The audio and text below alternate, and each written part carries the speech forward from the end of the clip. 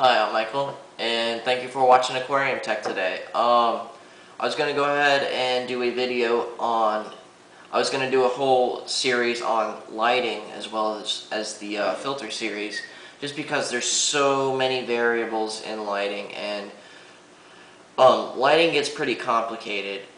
Most people don't realize how complicated it really gets, and there's a lot of bad choices made in that area, I have to say, that I've seen. I'll try to get through the different kinds of lighting there is, and basically what to look for, and the strengths and weaknesses of the different kind of lighting. Also things, the actual parameters of the lighting that you have to consider.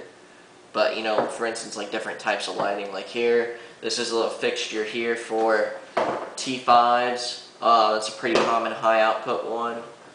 And, then I got, these are still pretty common around. They're mostly replaced with T8s, but this is a T12 bulb.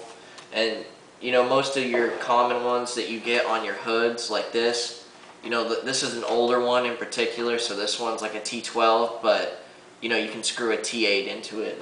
They use the same pins.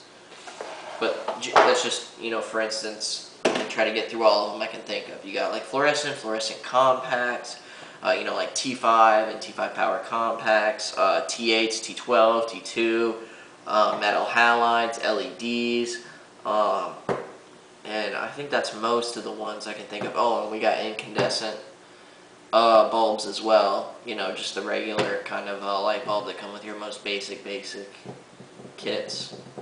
And of course, like the self-regulating fluorescent bulbs.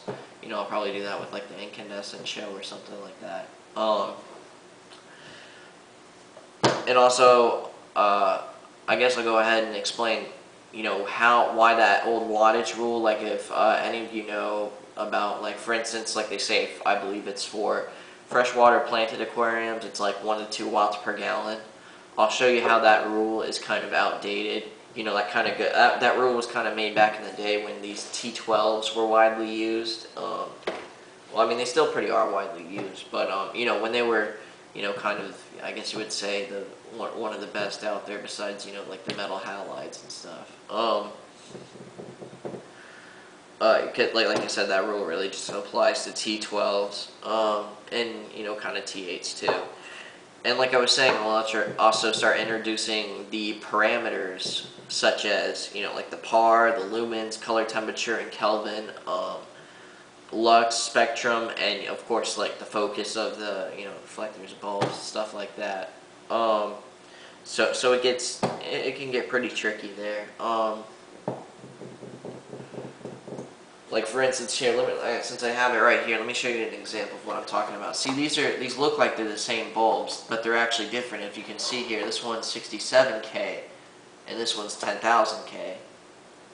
That's the color temperature in Kelvin, and that's just one of the parameters I'm talking about.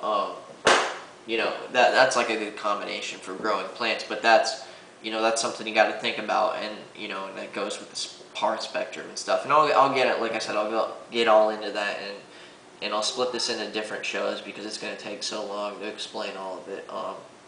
But if you have any particular questions or anything that I might miss in the shows, or anything you might need to know now, just go ahead and message me. I'll try to get it all. I'm not perfect, but I will definitely try to be. All right. I guess that's it. Just PM me your email if you have any questions. Thanks for tuning in.